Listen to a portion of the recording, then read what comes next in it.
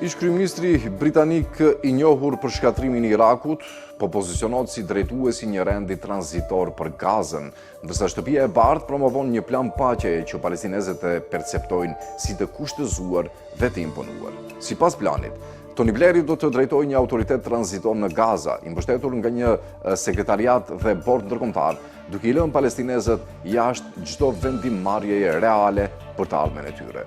Siç shkruan eksperti marrëdhënieve ndërkombëtare Joe Macaron, plani 20 pikësh I Trumpit nuk është asgjë më shumë se kolonializëm I veshur me petkun e diplomacisë. Rindërtimi I Gazës, zonat ekonomike dhe tërheqja e investimeve paraqiten si zhvillim, por në fakt parashikojnë një kontroll të fuqishëm amerikano-izraelit mbi jetën dhe sovranitetin palestinez pa pjesëmarrjen e tyre.